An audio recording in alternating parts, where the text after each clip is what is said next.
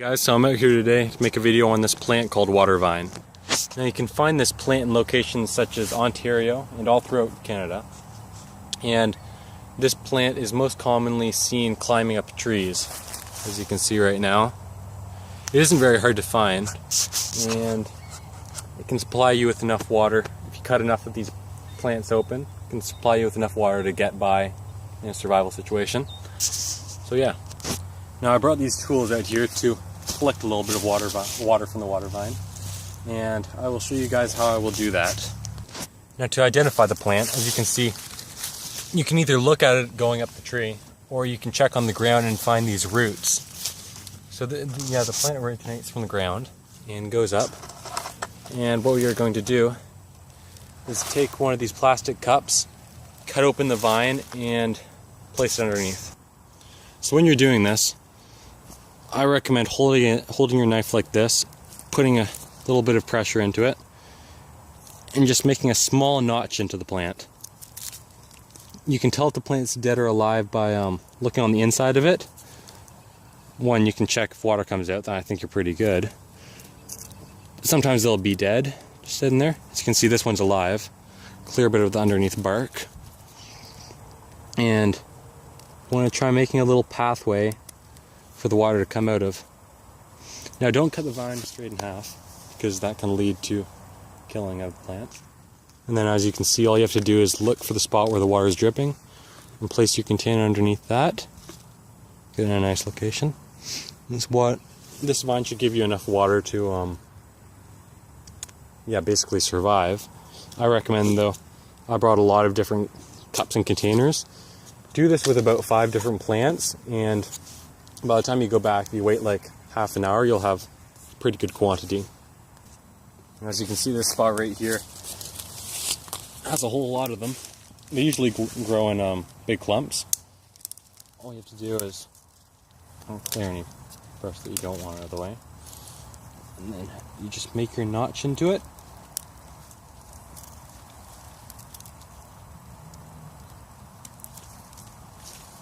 Go back again. It isn't very easy to do this upside down. I don't know why I'm doing it upside down, but yeah, it's gonna work. So we check and make sure this is still alive. Yep, it is. And we'll take our container lid off of this, and it appears that the water's falling right about here. And okay, there we go. Move on to cup 4.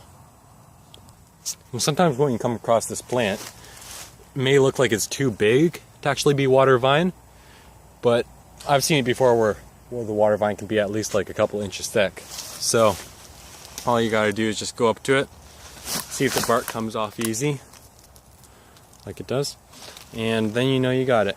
Now I don't know if this supplies you with more water having a bigger plant. Well, it should, but I don't know if it's gonna like drip faster, but we'll see. Now when I said cup 4, I was actually lying. It's cup 3 that we moved on to. I only have 4 cups. But we're gonna start off, cut into this, make a good incision. Now cut this bottom part right here. Oh, as you can see, the bigger the better. So you can see this plant's already leaking quite a bit. Oh, there we go. This one's gonna be pretty nice. Okay, so I take back what I said. You want to look for a bigger plant. Get more. Oh, look at how fast that's dripping. Okay, now we're moving on to cup 4. Now coming back to check on my containers, you can see that the drip rate's surprisingly slowed down by a lot. As you can see, get a pretty good amount of water from even like the smallest little vine. Oh, there we go. So it's been moving along here. So just go a little bit further down the vine. And there we go. Got some more. Now this last one, I'm going to look for a really, really big one, just to show you guys. Okay, so I couldn't really find a really big one, but I decided I'd just choose another one that was kind of close. And as you guys can see, you can get a surprisingly large amount of water from even the smallest little water vine. Though it does kind of run out after a while, you could just continue doing this in a survival situation over and over again. So you made like a cup out of some birch bark or something. But all that you gotta do is just cut into it, and then you're all set. And when you first cut in, it's a big drip of water that comes in.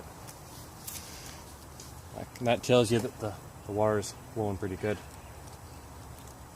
Now the one thing I'm kind of questioning is that it's springtime right now, so that's obviously the time when this should be running the most. But I don't know if it runs in the summertime very much. You can obviously like check this out on your own, but anyways, if you're caught in a survival situation, it's spring, you're all set. Now we'll just leave that like that, and it's always heading down the vine. So we'll cut way into it right there, and then spinach. What was that? Okay, it was nothing. Just give them a little trail for this to go down.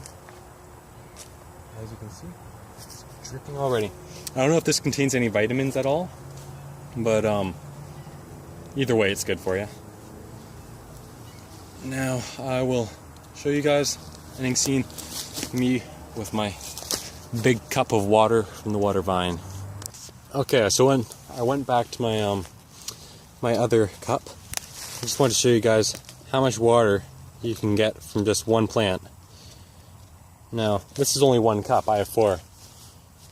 So if we got lucky with all of these, I'd recommend going with a bigger vine. Change my opinion. But if you had 4 of these, combine them all together, you got enough water to have a pretty good drink tonight. But yeah, we'll add all of them together and see how much we got.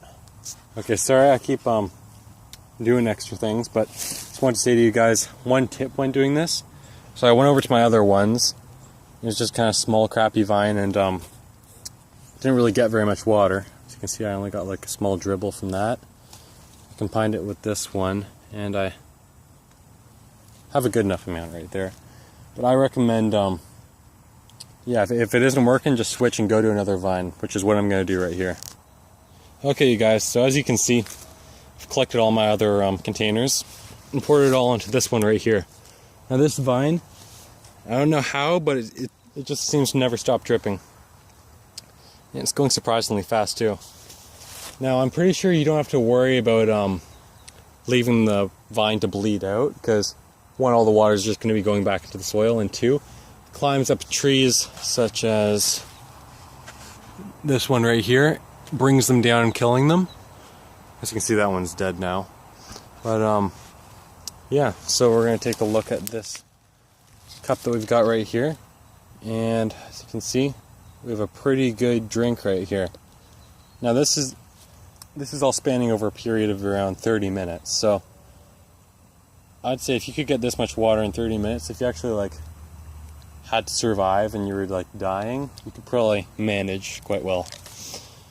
Now, yeah, so this concludes our video on how to get water in the wild, and I hope you all have a lovely day, and from there on, like my video, subscribe if you would like to, and comment below, please. Have a nice night.